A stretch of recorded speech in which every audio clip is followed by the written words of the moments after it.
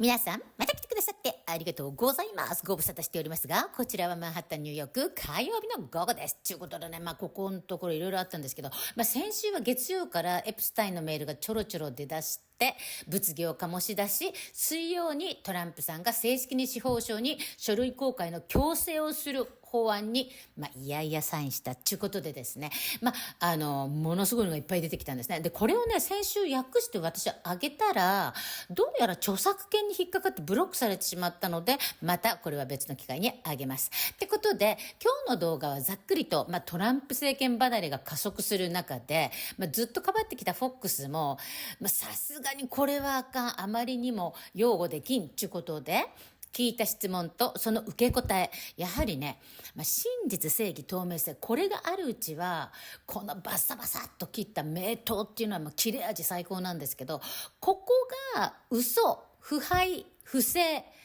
虚偽、こういうのが絡んでくると、たとえ Jd バンスさん、イェール卒業であろうが、ものすごいクレジットを持ったスコット・ベッセントであろうが、たちまちアホっぽくなってしまうっていうのがわかる動画3つあげます。で、最後は今週金曜にホワイトハウスに次期ニューヨーク市長のゾーランがトランプさんとミーティングしたんですよ。その様子、こちらは切れ味最高ですから、もう見事ですよ。ということでご覧ください。どうぞ。You've said as many as 600,000 Chinese students could come to the United States. Why, sir, is that a pro-MAGA position when so many American kids want to go to school and there are places not for them and these universities are getting rich off Chinese money? Sure. Never said about China, but we do have a lot of people coming in from China. We always have China and other countries. We also have a massive system of colleges and universities. And if we were to cut that in half, which perhaps makes some people happy, you would have half the colleges in the United States go out of business. So what? Well, I think that's a big deal. But you would have, as you know, historically, black colleges and universities would all be out of business. You would have a system of colleges and universities.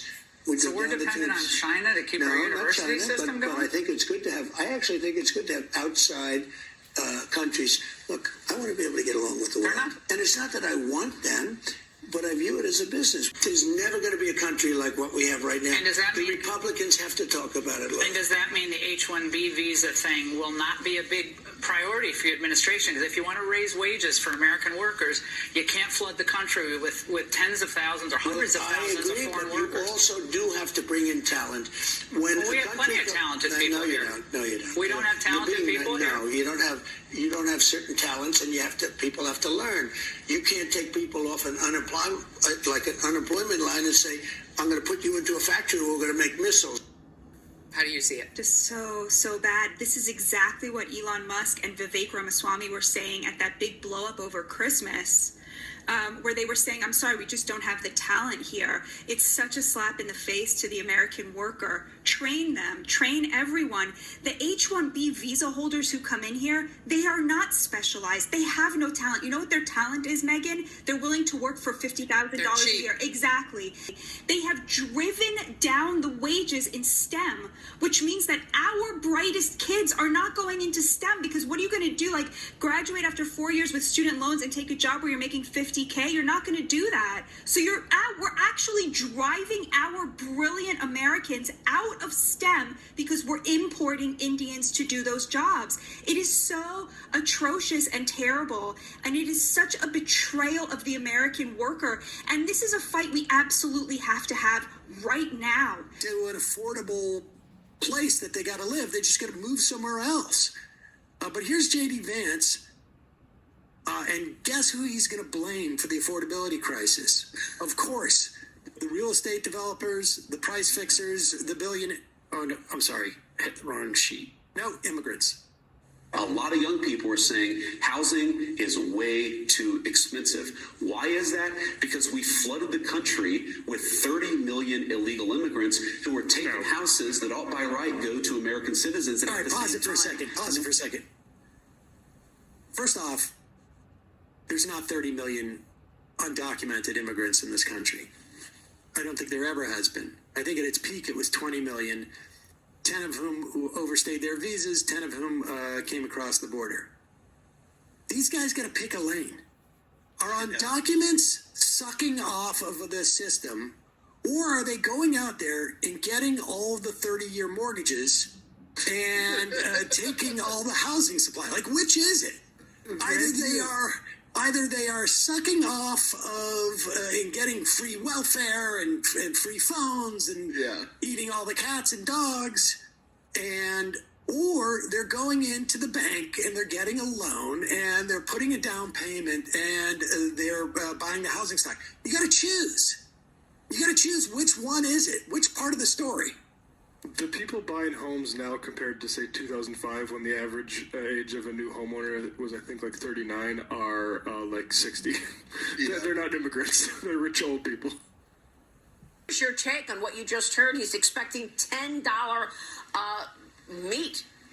Well, Maria, the beef market is a very specialized market. It goes in long cycles. And there's also, because of the mass immigration, a disease that we've been rid of in North America made its way up through South America. As these migrants, they brought some of their cattle with them. So part of the problem is we've had to shut the border to Mexican beef because of this disease called the screwworm. So we're not going to let that get into our supply chain. Have you ever once seen a video of illegal immigrants crossing the border with cows? Here in Israel, and as I finish, I wanted to come back here to Israel and let you know that I serve you as the mayor, but I want to continue to have the title that's more important to me than anything. I'm your brother. Thank you. My priority is always putting New York first and delivering results to the hardworking families of New York. What we cannot continue to see is this embrace of communism, which Mamdani has brought to the most important city in the country, and really the entire world is watching this. Again, he is going to make New York more unaffordable and less safe. He wants to raise taxes. He wants to double down on failed bail reform and defund the police. And he has made it extremely dangerous for Jewish families living in New York. The fact that he has said he will arrest Prime Minister Netanyahu. He's made it very unsafe for one particular Jewish family to visit New York. Republicans are going to run against Mamdani as a jihadist, as a communist. Well, guess who just shattered all of those plans? You used to call New York City home. Would you feel comfortable living in New York City under a Mamdani administration? Yeah, I would. I really would. Especially after the meeting. Absolutely.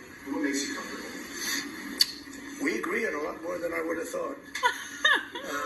I think I want him to do a great job, and we'll help him do a great job. You know, he may have different views, but in many ways, no,